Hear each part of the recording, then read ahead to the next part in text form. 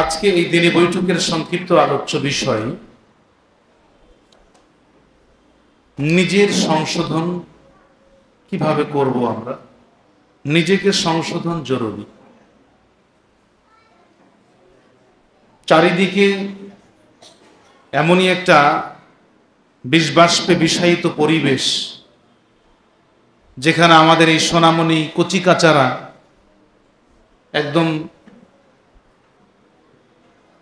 অগ্রহণযোগ্য এক পরিবেশে তৈরি, তারা বড় হচ্ছে। ফলাফল হিসেবে আমরা যেটা পাচ্ছি অনবরত দেখতেই পাচ্ছি চোখের সামনে। আজকে ভালোবাসা, স্নেহ, মমতা, শ্রদ্ধা মনে হয় যেন আমাদের দেশ থেকে, আমাদের কাছ থেকে বিদায় নিয়েছে। একটা ছোট মানুষ, একটা বয়োজ্যেষ্ঠ মানুষকে শ্রদ্ধা তো নেই, বরং এমনভাবে তাকে হীন প্রতিপন্ন করছে যেটা অত্যন্ত দুঃখ এবং কষ্টসাধ্য। সম্মানিত উপস্থিতি, এই জন্য আমরা অন্যের সমালোচনা, অন্যের পরচর্চা, গীবত, তহমত সহ আর অনেক ব্যতিব্যস্ততায় আমরা অনেক ব্যস্ত। কিন্তু নিজেকে পরিচ্ছন্ন করার ব্যাপারে, নিজেকে একজন এ দুনিয়ার ভালো মানুষ হিসাবে ইহকালে কল্যাণ এবং পরকালে মুক্তির জন্য যে গুণাবলী অর্জন করা প্রয়োজন, বা নিজেকে একজন ভালো মানুষ হিসেবে গড়ে তোলা প্রয়োজন, এই বিবেচনাবোধ এখন আমাদের মধ্যে আর কাজ করে না। আমরা আশা করছি যে এই মারকাজুস সুন্নাহ সালাফি যেটা প্রতিষ্ঠিত করেছেন আমাদের শেখ জালালউদ্দিন ভাই, সেখানে আদর্শবান শিশু কিশোরী তৈরি হবে। এখান থেকে আমরা ভালো মানুষ পাবো আশা করছি ইনশাআল্লাহ। তো আমরা যারা এখানে আজকে উপস্থিত হয়েছি, আমরা নিজেদেরকে কিভাবে পরিচ্ছন্ন একজন মানুষ তৈরি করতে পারি বা কতটা জরুরি আমাদের জন্য, সে বিষয় নিয়ে পবিত্র কোরআন ও সহিহ হাদিস থেকে আপনাদের সামনে সংক্ষিপ্ত সময়ের মধ্যেই আমি আপনাদের কথা পেশ করব ইনশাআল্লাহ। নিজেকে যে নিজে পরিচ্ছন্ন করতে হবে, এই নির্দেশনা আল্লাহ পবিত্র কোরআন কারীমের সূরা তাহরিমের 6 নম্বর আয়াতে স্পষ্ট ভাষায় বলেছেন, ইয়া আইয়ুহাল্লাযীনা আমানু কু আনফুসাকুম ওয়া আহলিকুম নার। হে ঈমানদারগণ, হে বিশ্বাস স্থাপনকারীরা, তোমরা নিজেরা জাহান্নাম থেকে বাঁচো, তোমাদের আহল পরিবারকে জাহান্নাম থেকে বাঁচাও। তাহলে নিজে জাহান্নাম থেকে বাঁচো, তোমার নিজের আহল পরিবারকে জাহান্নাম থেকে বাঁচাও, এই জিম্মাদারি আমাদেরকে আল্লাহ দিয়েছেন। সূরা তাহা আয়াত নাম্বার 132 আল্লাহ বলছেন, ওয়ামুর আহলাকা বিস-সালাহ ওয়াসতাবির আলাইহা। তুমি তোমার পরিবারকে সালাতের নির্দেশ দাও এবং তুমি নিজেই এই সালাতের পাবন্দি করো। এই আয়াতগুলো থেকে স্পষ্ট যেটা বোঝা যাচ্ছে যে নিজেকে প্রস্তুত করতে হবে নিজের দায়িত্বে। এখানে আরেকটু ক্লিয়ার হয়ে যাব আমরা যদি সেই মুসলিমের যে হাদিসটি আমরা শুনেছি সেটা যদি একটু বিশ্লেষণ করি। আবু জার রাদিয়াল্লাহু আনহু বর্ণিত, তিনি বলেন রাসূল সাল্লাল্লাহু আলাইহি ওয়াসাল্লাম বলেছেন, হাদিসে কুদসি, মহান আল্লাহ বলেন, মান তাকাররাবা মিন্নি শিবরান, যে ব্যক্তি আমার দিকে আঘাত পরিমাণ এগিয়ে আসবে, তাকাররাবতু মিনহু জিরান, আমি আল্লাহ তার দিকে এগিয়ে যাব 1 হাত পরিমাণ। সুবহানাল্লাহ। ওয়া মান তাকাররাবা মিন্নি জিরান তাকাররাবতু মিনহু বান, আর যে ব্যক্তি আমার দিকে এগিয়ে আসবে 1 হাত পরিমাণ, আমি আল্লাহ তার দিকে এগিয়ে যাব 2 হাত পরিমাণ। ওয়ামান আতানি ইয়ামশি, যে ব্যক্তি আমার দিকে হেঁটে হেঁটে এগিয়ে আসবে, আতাইতুহু হারওয়ালা, আল্লাহ বলছেন আমি তার দিকে দৌড়িয়ে দৌড়িয়ে এগিয়ে যাব। এই হাদিসটি সহিহ মুসলিমে বর্ণিত হয়েছে। খুব আনন্দ পেলাম এবং আমরা মজা পেলাম হাদিসটি শুনে। কিন্তু হাদিসে একটা বিষয় আছে। হাদিসে যেটা শুরু হয়েছে, মান তাকাররাবা মিন্নি শিবরান, যে ব্যক্তি এগিয়ে আসবে আমার দিকে আধা, অর্থাৎ এগিয়ে আসার কাজটা আমাকে আপনাকে শুরু করতে হবে। যদি আগায় আধ হাত তাহলে এক হাত, এক হাত দুই হাত, হেঁটে হেঁটে দৌড়িয়ে আমি 1 ইঞ্চি আগাবো না, আল্লাহ আমার দিকে 1 ইঞ্চিও আগাবেন না আমার কিয়ামত পর্যন্ত, আমার মরা পর্যন্ত। তাহলে আমার কোনো যদি বেনিফিট নিতে হয় আল্লাহর কাছ থেকে, তাহলে কি করতে হবে? আমাকে এগিয়ে যেতে হবে। এই মর্মে আল্লাহ পবিত্র কোরআনুল কারীমের সূরা রদের 11 নম্বর আয়াতে বলছেন, ইন্নাল্লাহা লা ইউগাইয়িরু মা বিকওমিন হাত্তা ইউগাইয়িরু মা বিআনফুসিহিম। আল্লাহ কোন জাতির ভাগ্যের পরিবর্তন ততক্ষণ করেন না যতক্ষণ পর্যন্ত ওই জাতি তার ভাগ্যের পরিবর্তনের নিজে চেষ্টা না করে।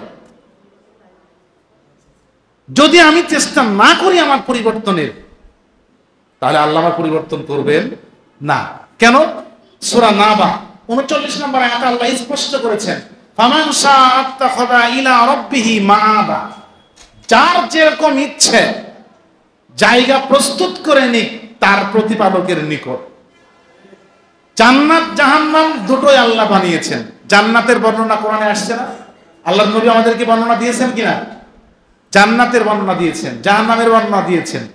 কোনটার কি অবস্থা সব আমাদের সামনে ডিটেলস দেওয়া হয়েছে। এখন আল্লাহ বলছেন, যার যেটা ইচ্ছে তার জায়গা তার প্রতিপালকের কাছে আছে, জান্নাত আছে, জাহান্নাম আছে। সে কোথায় থাকতে চায় সে তার নিজের জায়গা নিজেই প্রস্তুত করুক। সুবহানাল্লাহ। তাহলে এই বাণীগুলো, এই ভাষাগুলো আল্লাহ আমাদেরকে দিয়েছেন। সেক্ষেত্রে আমাকে আমার প্রস্তুতিটা নিতে হবে। আজকে আমরা চায়ের স্টলে বসে বিভিন্ন পাঁচটা জায়গায় দুটো লোকজন বসে গল্প করছি, অমুকের এই সমস্যা, অমুকের ছেলের এই সমস্যা, অমুকের মেয়ের এই সমস্যা, অমুকের স্ত্রীর সমস্যা, অমুক নেতার এই সমস্যা। কিন্তু আমি যে নিজে জর্জরিত সমস্যা, এটা নিয়ে আমি কখনোই এই চিন্তা ভাবনাটা করছি না।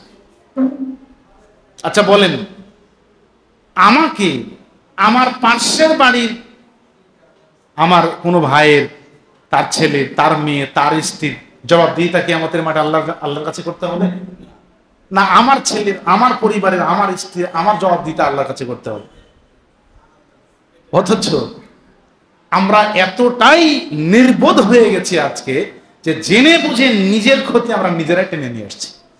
যেই সমালোচনা আমরা মানুষের করলাম, ওই সমালোচনাটা যদি আত্মসমালোচনায় আমি আমারটাই করতাম, যে আমি অন্যের ছেলের ত্রুটি না খুঁজে যদি আমি আমার ছেলের ত্রুটিটা খুঁজতাম, অন্যের স্ত্রীর ত্রুটিগুলো না খুঁজে যদি আমি আমার স্ত্রীর ত্রুটিটা খুঁজতাম, অন্যের ত্রুটিগুলো না খুঁজে যদি আমি আমার নিজের ত্রুটিটা খুঁজতাম, তাহলে আমি হতাম সবচেয়ে বুদ্ধিমান মানুষ। কারণ আমি দেখছি যে আমার এই ত্রুটিগুলো হয়ে যাচ্ছে। সম্মানিত উপস্থিতি, এই জন্য মহান আল্লাহ তাবারক ওয়া তাআলা পবিত্র কোরআনুল কারীমের সূরা হাশরের 18 নম্বর আয়াতে স্পষ্ট করেছেন, ইয়া আইয়ুহাল্লাযীনা আমানুত্তাকুল্লাহ ওয়াল তানজুর নাফসুম মা কদ্দামাত লিগাদ ওয়াত্তাকুল্লাহা ইন্নাল্লাহা খাবীরুম বিমা তা'মালুন। আল্লাহ বলছেন, হে ঈমানদারগণ, তোমরা আল্লাহকে ভয় করো। ওয়াল তানজুর নাফসুম মা কদ্দামাত লিগাদ, প্রত্যেক ব্যক্তির লক্ষ্য করা উচিত, দেখা উচিত সে প্রতিনিয়ত তার মুক্তির জন্য কদ্দামাত লিগাদ, গদটা কি?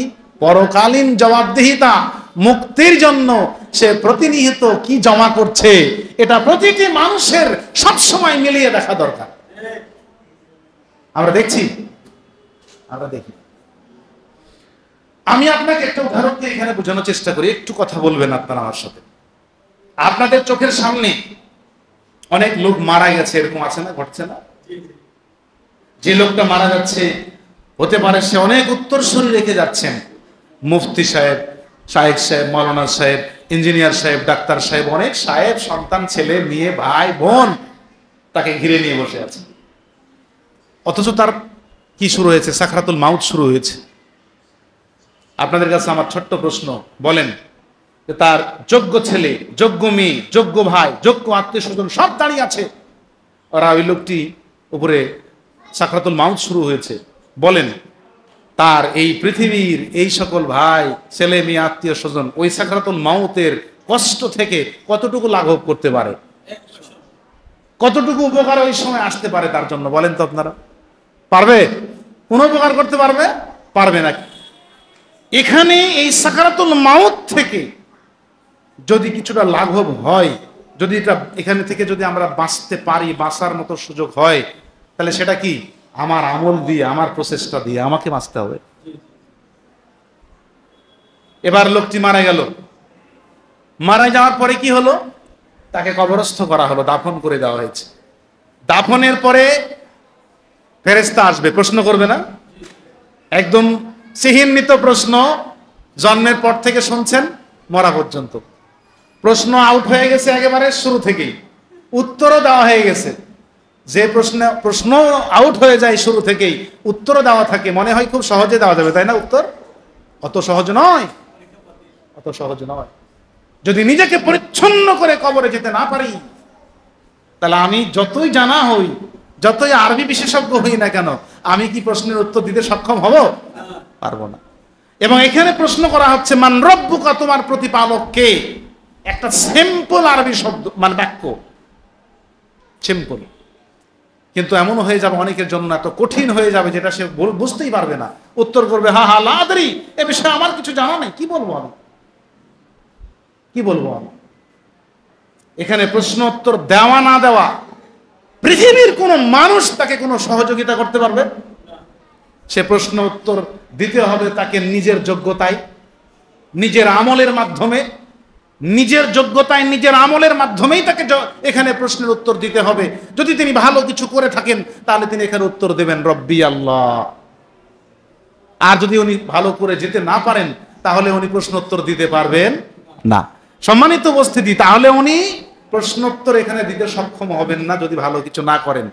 এখন আমার কথা হলো, যোগ্য কিছু পৃথিবীতে অনেক যোগ্য সন্তান, যোগ্য ছেলে মেয়ে, অনেক যোগ্য আত্মীয় স্বজন রেখে গেলাম, কিন্তু কবরের মধ্যে গিয়ে আমি কোনো প্রশ্ন উত্তর দিতে পারছি না, ওখানে আমাকে কেউ সহযোগিতা করতে পারে?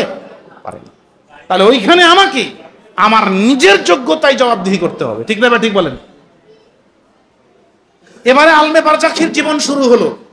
প্রশ্নোত্তর আমার যোগ্যতায় যেটা আমি দিয়েছিলাম, যদি আমি ভালো দিয়ে থাকি আলহামদুলিল্লাহ, আল্লাহ বলবেন সেই আরশে আজিম থেকে যে আনসাদিকা আব্দি ফাফরিসুহু মিনাল জান্নাহ ওয়ালবিসুহু মিনাল জান্নাহ ওয়াফতাহু লাহু বাবান ইলাল জান্নাহ। আমার বান্দা ঠিকঠাক বলেছে, সঠিক কথা বলেছে, সত্য কথা বলেছে, অতএব জান্নাত থেকে বিছানা নিয়ে যাও, জান্নাত থেকে পোশাক নিয়ে যাও, জান্নাত থেকে সুরঙ্গি টানেল দরজা ওর কবর পর্যন্ত নিয়ে যাও, আর ওকে কবরে রাখো একদম জান্নাতি পরিবেশে ইলা ইয়াউমিল কিয়ামা, কিয়ামত পর্যন্ত কবরে থাকবে জান্নাতি পরিবেশে। সুবহানাল্লাহ। জান্নাতি পোশাক, জান্নাতি বিছানা, জান্নাতি পরিবেশ। আর যদি প্রশ্নোত্তর না হয় তাহলে কি হবে? আনকাজিবা আব্দি, আমারে বান্দা মিথ্যা কথা বলেছে, মিথ্যুকে। ফাফরিসুহু মিনান নার ওয়ালবিসুহু মিনান নার ওয়াফতাহু লাহু বাবান ইলান নার। জাহান্নাম থেকে বিছানা নিয়ে যাও, জাহান্নাম থেকে পোশাক নিয়ে যাও, জাহান্নাম থেকে সুরঙ্গি টানেল দরজা ওর কবর পর্যন্ত নিয়ে যাও, আর ওর কবরে জাহান্নামের সমস্ত শাস্তি কি করে দাও? মজবুত, মানে একেবারে কি করে দাও? কায়েম করে দাও, প্রতিষ্ঠা করে দাও। ইলা ইয়াউমিল কিয়ামা, কিয়ামত পর্যন্ত সে আলবে বারজাখি কবরের জীবনে সে জাহান্নামের শাস্তি থাকবে। নাউযুবিল্লাহি মিন জালিক। তাহলে এখানে প্রশ্নোত্তর নিজের যোগ্যতায়। এরপরে আলবে বারজাখি জীবন শেষ করে কিয়ামার প্রথম পর্যায়ে গোটা সৃষ্টি জগৎ ধ্বংস হবে, কিয়ামার দ্বিতীয় পর্যায়ে সমস্ত মানুষ আল্লাহর সামনে উঠে দাঁড়াবে, এরপর হাসরের ময়দান প্রতিষ্ঠিত হবে। হাসরের ময়দান প্রতিষ্ঠিত হওয়ার পরে আমার আপনার কৃতকর্ম আল্লাহর সামনে পেশ করা হবে। যেই কৃতকর্ম আমি গুরুত্ব দেইনি, যে কৃতকর্ম আমি অর্জনের সময় কোনো কিছুই মূল্যায়ন করিনি, আল্লাহ বলছেন পবিত্র কোরআনুল কারীমের সূরা বানী ইসরাইল অথবা সূরা ইসরা, যেটা আমরা যে নামে জানি, 17 নম্বর সূরা, সূরা বানী ইসরাইল বা সূরা ইসরা, এর 13 এবং 14 নম্বর আয়াত আল্লাহ বলছেন কুল্লা ইনসানিন আলজামনাহু তাইরাহু ফি উনুকিহি ওয়া নুখরিজু লাহু ইয়াওমাল কিয়ামা। প্রত্যেক আদম সন্তানের গলায় একটা অদৃশ্য আমলনামা ঝোলানো আছে, ঝোলানো আছে। সূরা কফ আয়াত নাম্বার 18 আল্লাহ বলছেন মা ইয়ালফিজু মিন কাউলিন ইল্লা লাদাইহি রাকিবুন আতীদ। একজন বিশ্বস্ত লেখক প্রতিনিয়ত আমাদের গলায় ঝুলে থাকা আমলনামাতে আমাদের প্রতিটি কথা কর্মকে রেকর্ড করছে। সুবহানাল্লাহ। একটা কথা কর্মকে আমি আপনি কি করতে পারবো না? কাটতে পারবো না, গোপন করতে পারবো না। এমন একজন বিশ্বস্ত লেখক প্রহরী আমার সাথে জুড়ে দেওয়া হয়েছে, আর আমার সাথে জুড়ে দেওয়া হয়েছে আমলনামা। ওয়া নুখরিজু লাহু ইয়াওমাল কিয়ামা, এই গলায় ঝোলানো আমলনামা কিয়ামতের দিন আল্লাহ বের করবেন। কিতাবাই ইয়ালকাহু মানসুরা, এটা এমন একটা আমলনামা হবে যেটা আমরা চকচকে ঢক একবারে মানে কি বলে আপনার চকচকে দেখতে পাবো, একেবারে এর শুরু থেকে শেষ পর্যন্ত ছোট বড় সবকিছু দেখতে পাবো। লা ইউগাদিরু সাগীরাতান ওয়ালা কাবীরা, এর মধ্যে ছোট বড় কিছু বাদ পড়েনি। ফামাইয়া আমাল মিসকালা জাররাতিন খায়রা ইয়ারা ওয়া মাইয়া আমাল মিসকালা জাররাতিন শাররা ইয়ারা। এক বালির এক ভাগ, 100 ভাগের এক ভাগ, এক বালিকে সমান 100 ভাগ করলে এক ভাগ যত বড় হয়, এত ছোট পাপ, এত ছোট নেকি মানুষ করলে তার আমলনামায় দেখবে। এটাকে আরবিতে জাররা বলা হয়। সূরা জিলজাল আয়াত নাম্বার 7-8। তাহলে এই আমলনামা আমার সামনে পেশ করে বিচার হবে। বলেন, কবরের মধ্যে আপনি আমি একাই ছিলাম, কিন্তু হাসরের মাঠে আপনি যেই দিকে দেখবেন সেই দিকে আপনার আত্মীয় স্বজনকে দেখতে পাবেন। কিন্তু সেই দিন কি আমাদের এই বিচারের সমাধান যখন আল্লাহ করবেন, ইকরা কিতাবাক কাফা বিনাফসিকা আল-ইয়াওমা আলাইকা হাসিবা, তুমি তোমার কিতাব পড়ো, তোমাকে যে কিতাব দিয়েছিলাম কিতাব পৃথিবীর বুকে, তুমি যেটা জমিয়ে নিয়ে এসেছো, তুমি যেটা তোমার মাধ্যমে সম্পাদন করে নিয়ে এসেছো, সেটা আজকে তুমি পড়ো, দেখো কতটা ভালো কাজ করেছো, কতটা খারাপ কাজ করেছো, এখানে সব লেখা আছে। তো তুমি আজকে মিলিয়ে নাও, আজকে তুমি মিলিয়ে নিবে আর তুমি বিচার করবে যে তুমি জান্নাতি না জাহান্নামী। তুমি নিজেই বিচারক, তুমি আজকে অপরাধী আর তুমিই তোমার অপরাধের বিচারক। তোমাকে আমলনামা দিয়ে দিয়েছি, এবার তুমি সিদ্ধান্ত দাও যে তুমি আসলে জান্নাতি না জাহান্নামী। যেখানে নিজের আমলের নিজের বিচার করতে হবে, নিজের আমলের নিজের বিচার করতে হবে এবং নিজেকে রায় দিতে হবে, সেই আমলনামা আমরা যদি কিয়ামতের মাঠে সংশোধনের চেষ্টা করি, করতে পারবো? সংশোধন কোথায়? সংশোধন তো দুনিয়াতে, এখানেই। ঢিল আপনার হাতে আছে, আপনি যদি ছুঁড়ে মারেন, যেখানে বসে আছেন সেখান থেকে ওই ঢিল ধরা যেমন অসম্ভব, শরীর থেকে জীবন বের হয়ে যাওয়ার পরে আবার নতুন করে আমল করা হচ্ছে বেশি অসম্ভব। সুতরাং নিজের শরীরের মধ্যে জীবন থাকতেই আমাদেরকে কি করতে হবে? আজকে আমরা উদাসীন, দেখে ভাবখানা এমন মনে হচ্ছে যে কতটা সময় আছে এবং সময়টা আমাদের জানা, আমরা একটা নির্ধারিত সময়ের মধ্যেই আমাদের নিজেদেরকে সংশোধন করে নিব, তাই নাকি? এরকম সুযোগ আছে নাকি? সহিহ বুখারীর হাদিস, আব্দুল্লাহ ইবনে ওমর রাদিয়াল্লাহু থেকে বর্ণিত হাদিস, তিনি বলেন, তিনি বর্ণনা করছেন আল্লাহ রাসূল সাল্লাল্লাহু আলাইহি ওয়াসাল্লাম আখাযা বিমানকিবি, আমার কাঁধের উপরে হাত রেখে আল্লাহ রাসূল সাল্লাল্লাহু আলাইহি ওয়াসাল্লাম আমাকে বলছেন, আব্দুল্লাহ ইবনে ওমর, ওমরের বড় ছেলে নিজে বলছেন, তিনি কি বলছেন? হে ওমর, ইন্নাকা গরীবুন আওয়াবিরুস সাবিল, তুমি মনে করবে এই পৃথিবীতে তুমি একজন পথচারী, তুমি একজন অপরিচিত মানুষ, তুমি বিদেশী প্রবাসী, তোমাকে কেউ চেনে না। আবার তুমি যেখানে আসো তুমি কাউকে চেনো না, তোমাকেও যেমন কেউ চেনে না, তুমি যেখানে আসো তোমাকেও কেউ চেনে না, তুমি না চেনো লোকজনকে, না চেনো রাস্তাঘাটকে, তুমি এরকম অপরিচিত একজন মানুষ পৃথিবীতে সব সময় এরকম নিজেকে মনে করো। কারণ আমরা যখনই পরিচিতি পেয়ে যাই তখন আমাদের দম্ভ গর্ব বেড়ে যায়, তাই না? আর পরিচিতি না থাকলে কিন্তু একটু ভয় থাকে আমাদের। আব্দুল্লাহ ইবনে ওমর সেদিন আমাদেরকে সতর্ক করেছেন যে বাক্য দিয়ে, সে বাক্যটি একটু বলতে চাই। এই হাদিসের অংশে রয়েছে সহিহ বুখারীর হাদিস। তিনি কি বলছিলেন? যে ইজা আমসাইতা ফালা তানতাজিরিস সাবাহা ওয়া ইজা আসবাহতা ফালা তানতাজিরিল মাসা। কঠিন বাক্য। ইজা আমসাইতা, যদি তুমি সন্ধ্যায় জীবিত থাকো, ফালা তানতাজিরিস সাবাহা, তাহলে তুমি সকালের অপেক্ষা করো না যে আমি ভালো হব সকালে, এই যে এখন শুনলাম তো সকাল থেকে ভালো হয়ে যাব, এই অপেক্ষা করো না, কারণ তুমি সন্ধ্যায় আছো, সকাল নাও পেতে পারো। তো সংশোধন তো হতে পারলাম না। ওয়াইজা আসবাহাতা ফালা তানতাজিরিল মাসা, আর তুমি যদি সকালবেলা জীবিত থাকো তাহলে সন্ধ্যার অপেক্ষা করো না, কারণ তুমি সকালে আছো, সন্ধ্যা নাও পেতে পারো। সম্মানিত উপস্থিতি, এত কিছু এত সুন্দর করে বিশদভাবে আমাদের জন্য আল্লাহ এবং তার রাসূল দিয়েছেন, কিন্তু আমরা নিজেকে কখনো এইভাবে ভাবিনি। আমি আপনাদের কাছে একটু বলতে চাই, এই যে সংস্কার যেটা আমরা বলছি, নিজেকে পরিশুদ্ধর ব্যাপারে যেটা বলছি, আল্লাহ বলেছেন এ মর্মে, কদ আফলাহা মান তাযাক্কা, সফল কাম, মহা সফল কাম ওই ব্যক্তি যে ব্যক্তি নিজেকে পুত পবিত্র করেছে। তো আমাদের দেশে আবার দেখবেন নিজেকে পুত পবিত্র করার জন্য অনেকে আবার অন্তরের মধ্যে কি জিকির মারে, জিকির দিয়ে অন্তর পরিষ্কার করে ফেলে দেয়। সেই জিকির যদি আল্লাহ কর্তৃক, রাসূল কর্তৃক কি অনুমোদিত জিকির না হয়, সিস্টেম যদি অনুমোদিত না হয়, তাহলে এই জিকির কখনো আপনার অন্তর পরিষ্কার পরিচ্ছন্ন করবে না। আল্লাহ এবং তার রাসূল কর্তৃক অনুমোদিত সকল ইবাদতের মাধ্যমে, সকল নির্দেশনার মাধ্যমে আপনি শুধু মানবেন, কিন্তু কি ছাড়বেন না, এমন তো আছে। যেমন আপনাকে মানতে হবে, তেমন আপনাকে ছাড়তেও হবে। দুটো এসছে, দুটো একসাথে। ভালো কাজের যেমন নির্দেশনা, অনুরূপভাবে খারাপ কাজেও কি ছেড়ে দেওয়ার নির্দেশনাও একই জায়গাতে রয়েছে। আপনি ভালোগুলো মানবেন, খারাপগুলো ছাড়বেন না, হবে না। এটার নাম নয়। ভালোগুলো মানতে হবে, খারাপগুলো ছাড়তে হবে, খারাপগুলো ছেড়ে ভালোগুলো মানতে হবে। এর মাধ্যমে আমরা আমাদের আমল পরিচ্ছন্ন করতে পারি। আমি ভালোগুলো করছি, আমল পরিচ্ছন্ন একদিকে চেষ্টা করছি, খারাপগুলোর সাথে জড়িত আছি, তাহলে কি আমার আমল পরিচ্ছন্ন হবে? কোশ্চিনকালেও হবে। সম্মানিত উপস্থিতি, মহান আল্লাহ তাবারক ওয়া তাআলা পবিত্র কোরআনুল কারীমের সূরা শুআরা আয়াত নাম্বার 88-89 বলছেন, ইয়াউমা লা ইয়ানফাউ মালু ওয়ালা বানুন। সেই দিন আল্লাহর সামনে কোনো ধন সম্পদ, টাকা পয়সা, ছেলে মেয়ে কোনো কিছুই কাজে আসবে না। আসবে কি? ইল্লা মান আতা আল্লাহ বিকলবিন সালিম। যারা পরিশুদ্ধ আমল নিয়ে, পরিশুদ্ধ অন্তর নিয়ে আল্লাহর সামনে উপস্থিত হবে, এরাই কেবল সফলকাম হবে। সুতরাং আমাদের পরিচ্ছন্ন হতে হবে যে কোনো মূল্যে। এই পরিচ্ছন্নতা পাওয়ার ক্ষেত্রে বর্তমান সময়ে আমাদের সামনে 4টা বাধা। কয়টা বাধা? একটু খেয়াল করবেন, মিলিয়ে নেন। আমরা যে পরিচ্ছন্ন হচ্ছি না, নিজেকে পরিষ্কার করছি না, এর বাধা কয়টা? 4টা বাধা। সর্বপ্রথম একটু আমরা জেনে নিই আজকে। আপনারা কতটুকু বুঝছেন জানি না, আমি সংক্ষেপ, যত সময় কমে যেন স্পষ্ট বলার চেষ্টা করছি খুব তাড়াতাড়ি। 4টা বাধায় আমরা আজ নিজেদেরকে সংশোধন করছি না। 1 নাম্বার বাধা হচ্ছে আমাদের টাকা পয়সা।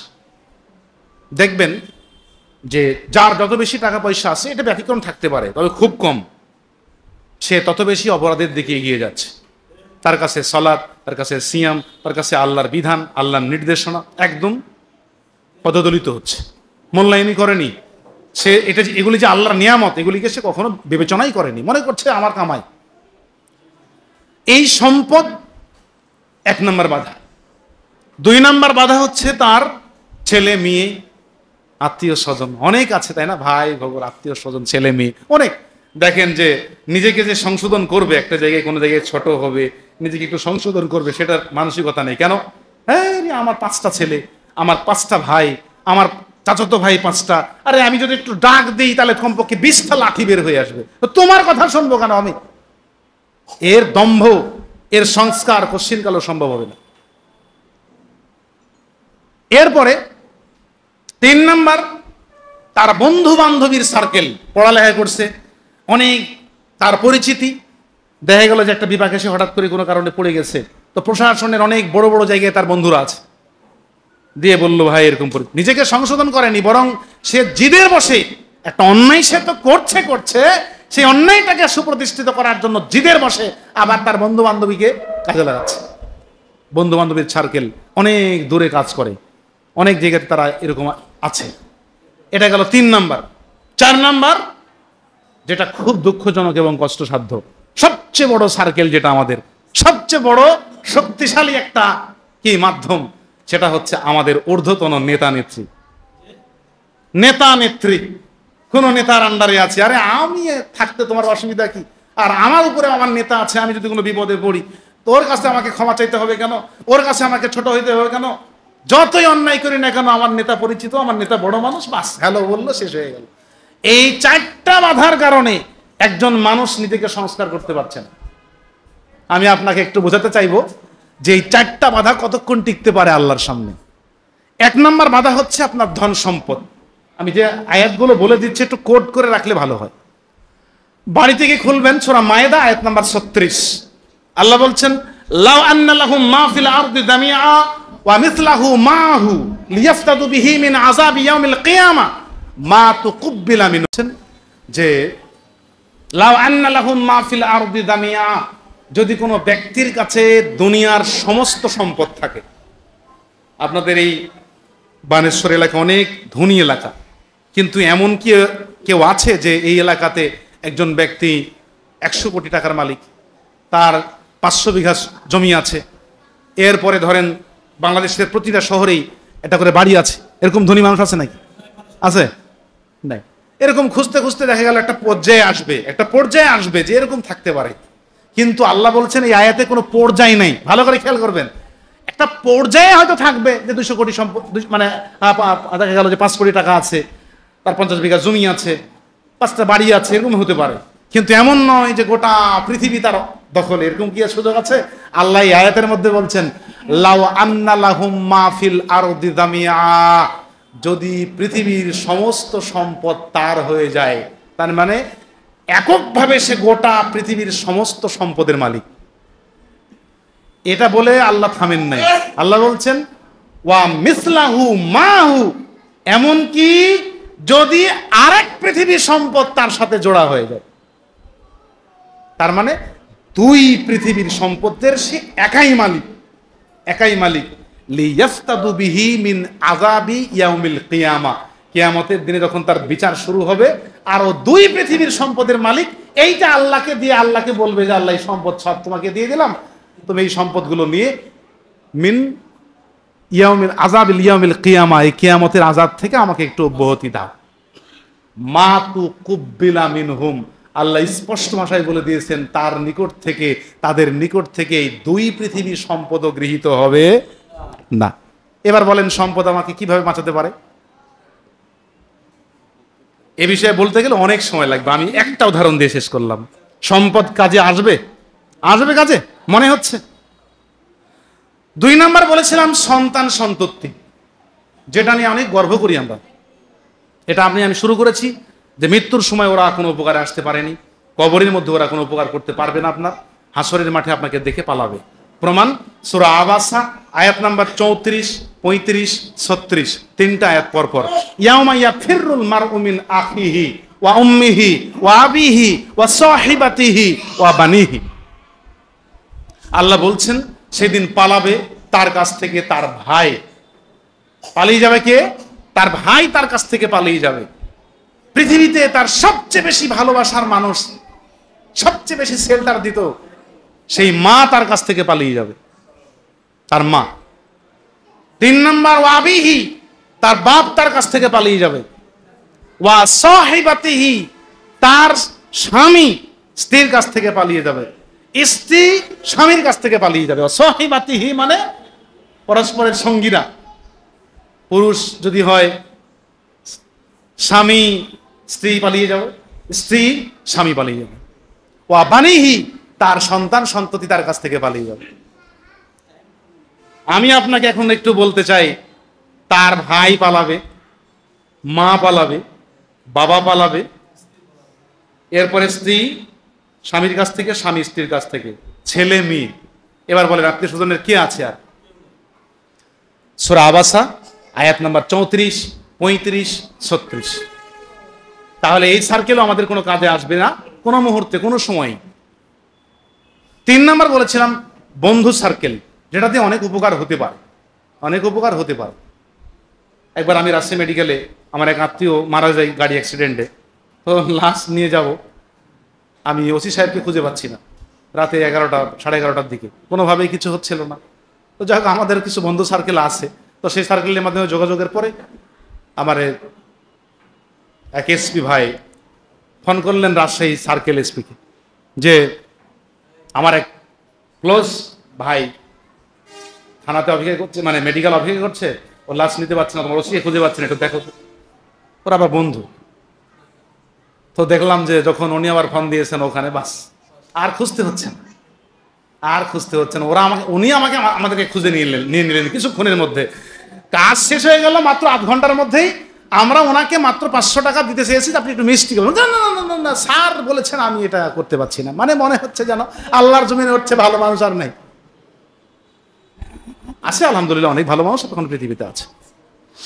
এই যে বন্ধু সার্কেলের যে একটা বড় পাওয়ার, আল্লাহ বলছেন এইটা স্পষ্ট করে দিয়েছেন, যাতে আমরা এটার মাধ্যমে যেন প্রভাবিত হয়ে নিজেকে অসংশোধন না রাখি, নিজেকে সংশোধন করি। মহান আল্লাহ তাবারক ওয়া তাআলা পবিত্র কোরআনুল কারীমের সূরা মাআরিজ নামে একটি সূরা রয়েছে, এই সূরা 10 নম্বর আয়াতে একবার স্পষ্ট করে দিয়েছেন, ওয়ালা ইয়াসআলু হামিমুন হামিমা। হামিম বলা হয়েছে এখানে।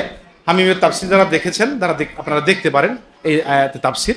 হামিম বন্ধু, এই হামিম দ্বারা এমন বন্ধুকে বলা হয় যে বন্ধু আরেকজন বন্ধুর জন্য নিজের জীবন হাসতে হাসতে উৎসর্গ করতে পারে, অন্তরঙ্গ বন্ধু। আল্লাহ বলছেন ওয়ালা ইয়াসআলু হামিমুন হামিমা, অন্তরঙ্গ বন্ধু সেদিন তোমার কাছ থেকে পালিয়ে যাবে, কোনো বন্ধু বান্ধবী সেদিন তোমাকে বাঁচানোর জন্য এগিয়ে আসবে না। সর্বশেষ যেটা বললাম বাধা, তাহলে আমি প্রথমে বলেছি ধন সম্পদ আপনার কোনো কাজে আসবে না, এটা পৃথিবী থেকে আপনি দেখতে পাবেন। 2 নাম্বার, ছেলে মেয়ে আত্মীয় স্বজন আপনার কোনো উপকারে আসবে না, অতএব সংশোধন আপনাকে হতে হবে যদি বাঁচতে চান। 3 নাম্বার, বন্ধু সার্কেল একবারে পুরাটাই ডেনাই হয়ে যাবে, আল্লাহর কাছে নাকচ হয়ে যাবে, এক বাক্যে কোনো সুযোগ নেই। সবচেয়ে যেটা বড় মাধ্যম হিসেবে নিয়ে আমরা বিগত সময়ে দেখেছি, এখনো দেখছি, সামনেও হয়তো দেখবো, এটা যে আমরা নেতা নেত্রীর একটা বল প্রয়োগের চেষ্টার মাধ্যমে নিজেকে সংশোধন তো করি না, বরং সমাজের মধ্যে নিজেকে একটু জাহিরের চেষ্টা করি। তাদের উদ্দেশ্যে বলতে চাচ্ছি, সূরা ইব্রাহিম আয়াত নাম্বার 21, সূরা ইব্রাহিম আয়াত নাম্বার 21 খুলবেন। আল্লাহ বলছেন ওয়া বারাসুলিল্লাহি জামিআন ফাকালাজ যুআফাউ লিল্লাযিনা ইসতাকবারু ইন্না কুন্না লাকুম তাবা। যারা ঊর্ধ্বতন দায়িত্বশীল আর যারা নিম্নতম দায়িত্বশীল, আমরা যারা সাধারণ মানুষ, যারা ঊর্ধ্বতমদের মানে অধতমে থাকতাম, তারা কি হবে? কিয়ামতের মাঠে দেখা দেখি হয়ে যাবে, পাশাপাশি চলে আসবে। যে তারা কি বলবে? তারা বলবে, ঊর্ধ্বতমদেরকে বলবে নিম্নতমরা, আমরা নেতাদেরকে দেখে বলবো, কি বলবো? যে ইন্না কুন্না লাকুম তাবা, নিঃসন্দেহে আমরা তোমাদের তাবেদারি করতাম, তোমাদের কথা মেনে চলতাম, তোমরা যা বলতে বিচার করতাম না, যা বলতে সেভাবে চলতাম, আমরা এই কাজ করতাম। ইন্না কুন্না লাকুম তাবা, আমরা তোমাদের তাবেদারি করতাম, আনুগত্য করতাম, তোমরা যা বলতে আমরা বিনা দ্বিধায় সেটা মেনে নিতাম। ফাহাল আনতুম মুগনুনা আন্না মিন আযাবিল্লাহি মিন শাই। আজকে আল্লাহ যে শাস্তি আমাদেরকে দিচ্ছেন এখানে, হাল আনতুম মুগনুন, তোমরা কি একটু শাস্তি কমাতে পারো আমাদের? তোমরা একটু সুপারিশ করো না?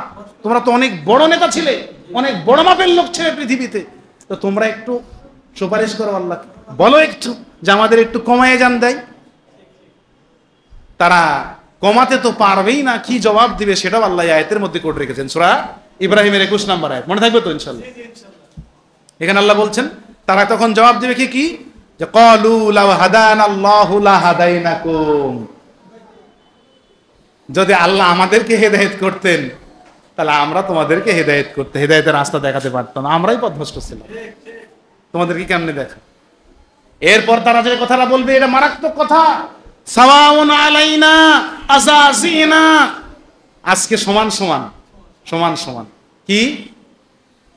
সাওয়াউন আলাইনা, আজকে তোমাদের উপরে আমাদের উপরে সমান সমান। কি সমান? আযাযিনা, তোমরা অধৈর্য হয়ে যদি আজকে আমাদের সাথে মারামারি করো, অথবা আম সাবারনা, ধৈর্য ধারণ করো। মারামারি করলে না, ঠিক আছে, ধৈর্য ধারণ করলেও কোনো লাভ নাই, মারামারি করলেও কোনো লাভ নাই, তোমাদের অবস্থা আর আমাদের অবস্থা মালানা মিম মাহিস, একবার একই অবস্থা। সূরা ইব্রাহিম আয়াত নাম্বার 21। সম্মানিত উপস্থিতি, যদি পরিস্থিতি এটা হয়, এই 4টা সার্কেলের বাহিরে, এই 4টা মাধ্যমের বাহিরে আর কিছু আছে আপনাদের? বলেন দেখি। এই 4টা বাধার কারণে আজকে একজন মানুষ সংশোধন হতে চায় না, তার দম্ভ, তার গর্ব, তার অন্যায় বন্ধ হয় না, কারণ সে কোনো না কোনো একটা মাধ্যমের উপরে কি করে থাকে, ডিপেন্ড করে থাকে, যার কারণে তাকে আমরা সংশোধন করতে পারছি না। সম্মানিত উপস্থিতি, আমি আপনাদের কাছে আজকের এই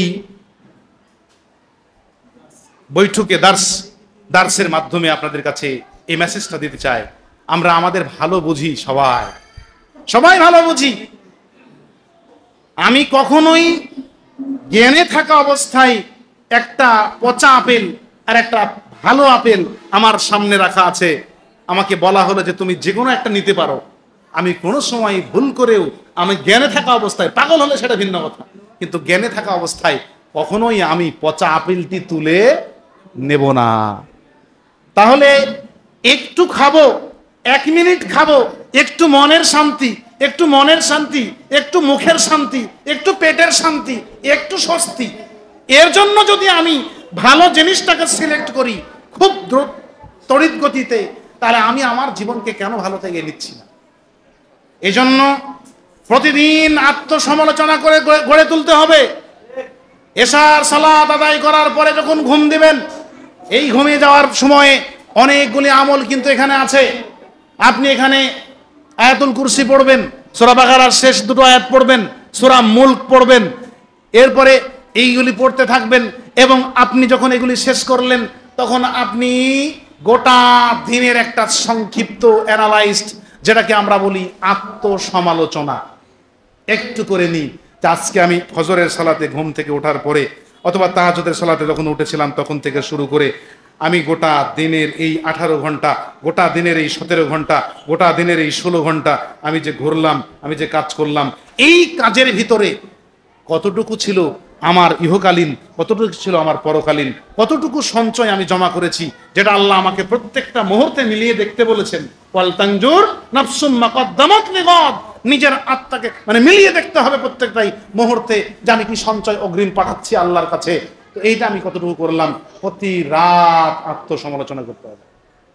যদি করেন তাহলে কি হবে? এই আত্মসমালোচনার মাধ্যমে আপনার ভুল চুকগুলো সামনে চলে আসবে, আপনার ত্রুটিগুলো সামনে চলে আসবে, আর এই ত্রুটি সংশোধন করতে করতেই আমাদের সময় শেষ। অন্যের সমালোচনা করা, অন্যের গীবত করা, অন্যের বিরুদ্ধে বহতান করার সময় আমাদের থাকবে না। অতএব এই সংক্ষিপ্ত বৈঠকের মাধ্যমে আপনাদের কাছে আমি এই দাওয়াত দিতে এসেছি যে আপনারা অবশ্যই নিজেকে আমরা পরিচ্ছন্ন করি। এই দাওয়াত আমরা প্রত্যেকটা মানুষের দ্বারে দ্বারে দেওয়ার চেষ্টা করেছি। আমরা বিশ্বাসী ব্যক্তি সংস্কারে। আমরা বিশ্বাসী কিসের সংস্কারে? ব্যক্তি সংস্কারে। জবরদস্তি করে কোনোদিন ব্যক্তি সংস্কার হয় না। আমাদের দেশে আবার এরকম কানে আসে যে জোর করে মানুষকে ভালো করব। জোর করে মানুষকে ভালো করা যাবে না। বল প্রয়োগে জবরদস্তি করা মানুষ, আপনি বল তুলে নিলেই আরো খারাপ হয়ে যাবে, ও আরো খারাপ হয়ে যাবে। এজন্য আপনাদের কাছে আমার বিনীত অনুরোধ থাকবে যে আপনারা অবশ্যই নিজেকে পরিচ্ছন্ন করার জন্য এগিয়ে আসবেন। আপনাদের এই সোনামণিগুলি আজকে বাংলাদেশে অনেক মাদ্রাসা আছে না? এক জায়গায় মাদ্রাসায়, এক মাদ্রাসায় পড়ে ছেলেরা কি হচ্ছে? খারাপ হয়ে যাচ্ছে। আরেক মাদ্রাসায় পড়ে ছেলেরা কি হচ্ছে? আদর্শবান হচ্ছে। এটা এই সিলেকশন পাওয়ার আপনাকে ঠিক করতে হবে। যেহেতু বাঁচতে হবে আপনাকে, সব জায়গায় আপনার নিজের যোগ্যতায় আপনাকে বাঁচতে হবে, নিজের পরিচয় আপনাকে বাঁচতে হবে। সুতরাং আপনাকে আপনার মতো করে নিজেকে তৈরি করতে হবে। এজন্য পবিত্র কোরআন ও সহিহ সুন্নাহর দাওয়াত আপনাদের কাছে। আহলে হাদিস আন্দোলন বাংলাদেশের আমি একজন কর্মী হিসাবে এই দাওয়াত আপনাদের কাছে আজকে দিয়ে যাচ্ছি। আমরা কিন্তু স্পষ্ট ভাষায় বলে দিয়েছি যে আমরা সংস্কার করতে চেয়েছি ব্যক্তি সংস্কার, আমরা করতে চেয়েছি শিক্ষার সংস্কার, অর্থনৈতিক সংস্কার, যেগুলির কোনো খবর নাই। আমরা অন্য জায়গায় নিয়ে ব্যস্ত আছি, যেগুলি আগে জরুরি হওয়া, আগে প্রয়োজন। শোনেন, একটা মানুষ আমি ভালো না, আমাকে পুলিশ দিয়ে, সিতা দিয়ে, কুবরা দিয়ে, র্যাব দিয়ে, বিজিবি দিয়ে ভালো করা সম্ভব নয়। কতক্ষণ আপনি নজরদারিতে রাখবেন? কতক্ষণ? আর আমি ভালো হয়ে গেলাম আলহামদুলিল্লাহ। অতএব এইভাবে যদি হয়ে যায়, নারা, নিজে ভালো হয়ে গেলাম, পরিবারকে ভালো করলাম, নিজে বাঁচলাম জাহান্নাম থেকে, পরিবারকে বাঁচালাম। এটা আমি যেমন করলাম আমার পরিবারে, আপনি করলেন আপনার পরিবারে, ওই ভাই করলো ওনার পরিবারে, কি হবে? ব্যক্তি পরিশুদ্ধ হচ্ছে, পরিবার পরিশুদ্ধ হচ্ছে, কি এলাকা পরিশুদ্ধ হচ্ছে আলহামদুলিল্লাহ। কিন্তু আমরা এগুলিতে বিশ্বাসী না। আমরা আপনাদের কাছে এই আহ্বান জানিয়েছি অনেক আগে থেকেই। আমাদের স্পষ্ট সংস্কার রয়েছে, যেটা যে ব্যক্তি সংস্কারটা খুব জরুরি। এ কারণে মাঝে মাঝে বাড়িতে তালিমি বৈঠক করবেন, মাঝে মাঝে কি করবেন? তালিমি বৈঠক করবেন, আত্মসমালোচনা করবেন, স্বামী স্ত্রী ছেলে মেয়ে নিয়ে বসবেন, নিজেদের মধ্যে আলোচনা পর্যালোচনা করবেন, ভুল চুকগুলো নিজেরা সমাধানের চেষ্টা করবেন। আমি আগেই বলেছি, পার্শ্বের বাড়ির মানে পুরুষের স্ত্রীর দায়ভার আপনার না, পার্শ্বের বাড়ির ছেলের দায়ভার আপনার না। হ্যাঁ, আপনি আলহামদুলিল্লাহ ফিলআপ করে ফেলেছেন, তারপর আপনি দাওয়াতি কাজ করবেন। তবে ফিলআপ করার আগে আপনার দাওয়াতের কোনো অধিকার নেই। ইয়া আইয়ুহাল্লাযীনা আমানু লিমা তাকুলুনা মা লা তাফআলুন। আমরা কিন্তু দাওয়াতে বেশি, কিন্তু নিজেকে পরিচ্ছন্ন করাতে বেশি পারদর্শী নয়। এই জন্য আপনাদের কাছে অনুরোধ থাকবে, আজকের এই সেমিনারের মাধ্যমে আপনাদের কাছে আমাদের দাওয়াত, নিজেকে সংশোধন করি। আল্লাহ আমাদের সকলকে কবুল করুন। আল্লাহ আমাদের সকলকে নিজেদেরকে সংশোধন করার মাধ্যমে যেন আল্লাহর মুখামুখি হওয়ার তৌফিক দান করেন, মৃত্যুর মুখামুখি হওয়ার তৌফিক দান করেন, কবরের মুখামুখি হওয়ার তৌফিক দান করেন। সবাই বলি আল্লাহুম্মা আমিন। আসসালামু আলাইকুম ওয়া রাহমাতুল্লাহি ওয়া বারাকাতুহু।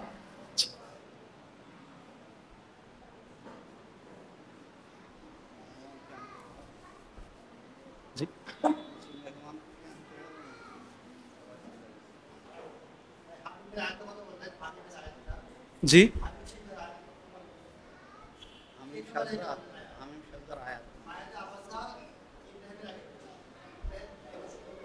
জি, ওটা হামিম সিজদা না, ওটা হচ্ছে আপনার যেটা বন্ধু বান্ধবীর সম্বন্ধে বললাম, বন্ধু বান্ধব, ওটা হচ্ছে আপনার মুআরিজ, আয়াত নাম্বার 10।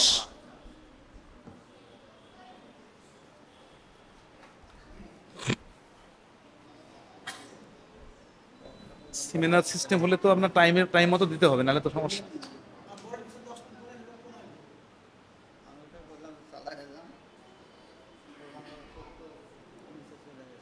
এই আলোচনাগুলোতে দেখেন যে টাইম মেনটেন করতে হয়, খুব জরুরি। আমাকে আপনারা শুনেছেন 10:45 কিন্তু টাইম দেওয়া হয়েছে, আমি 10:45 ছেড়ে দিয়েছি, কারণ এরপরে যে আলোচক থাকবে ওনার টাইম নষ্ট হবে। তো উনি আসলে নাই, জালাল ভাই গেল কোথায়? এরপরে তো আলোচনা করবেন আমাদের আনোয়ার ভাই, আনোয়ার ভাই কোথায়? আচ্ছা, উনি আস্তে আস্তে একটা উদাহরণ আপনাদেরকে দিয়ে আমাদের এই আলোচনার প্রাসঙ্গিক আলোচনা, সেটা হচ্ছে যে আজকে আমরা যেটা করছি দুনিয়াতে, এটা একটা বাস্তবতা উদাহরণ আপনাদেরকে দিই। আমি সহিহ মুসলিমের একটি হাদিস আপনাদের সামনে বলি আগে, তারপরে উদাহরণটা দিই। আল্লাহ রাসূল বলছেন, ইতবাউল মাইয়িত সালাসা, যখন মানুষ মারা যায় তখন আমরা কি করি? জানাজা করি, দাফনে নিয়ে যাই। আল্লাহ রাসূল বলছেন যে ইতবাউল মাইয়িত সালাসা, যখন মানুষ মারা যায় তখন 3টা জিনিস তাকে ফলো করে। কয়টা জিনিস ফলো করে? 3টা জিনিস তাকে ফলো করে, মানে মাইয়েতের সাথে যেতে থাকে।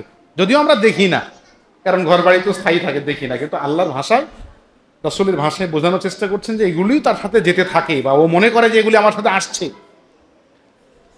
3টা জিনিস, ইতবাউল মাইয়াতা সালাসা, 3টি জিনিস যায়। এই 3টি জিনিস কি কি? একটা হচ্ছে আহালুহু ওয়া মালুহু ওয়া আমালুহু। একটা হলো তার পরিবার পরিজন, একটা হলো তার ধন সম্পদ, আর আরেকটা হচ্ছে তার আমল, তার আমল। এই 3টি জিনিস তার সাথে যেতে থাকে। এরপরে যখন তাকে কবরস্থ করা হয়ে গেল, কবরস্থ করে যখন আমরা তাকে দাফন করে চলে আসছি, তো চলে যখন আমরা আসছি তখন ফায়ারজিউ ইসনান, 3টার মধ্য থেকে 2টো চলে আসলো ফেরত। কয়টা ফেরত আসলো? 2টো ফেরত চলে আসলো। আহালুহু ওয়া মালুহু, তার ধন সম্পদ এবং টাকা পয়সা ফেরত চলে আসলো। ওয়ায়াবকা মাআহু ওয়াহিদ, তার সাথে একটা থেকে গেল। সেটা কি? সেটা হলো আমল, তার আমল। ওয়া আমালুহু, তার আমল থেকে গেল। সালাম ভালো আছে, তার আমল তার থেকে গেল। এখানে একটা জিনিস আপনাকে বোঝ দিতে চাচ্ছি আমি, এই হাদিসটি এই কারণে নিয়ে আসলাম যে একটা মানুষ এই যে অন্যায় করছে আজকে, ছিনতাই, অমুকের সম্পদ কেড়ে নেওয়া, ডাকাতি, ছিনতাই, সন্ত্রাস, মানে আপনার খেয়ানত সহ আরো যেগুলি চলছে, তো এখানে কি লাভ? ধরেন একটা মানুষ কি করেছে যে আজকেই দিনের বেলায় 5,000 টাকা খেয়ানত করেছে। একটু ভালো করে বুঝবেন, 5,000 টাকা সে খেয়ানত করেছে দিনের বেলায়।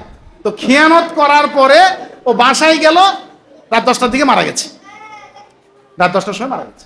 10টার সময় যখন মারা গেল তাকে কবরে রাখা হচ্ছে, নিয়ে যে কবরে রাখা হলো।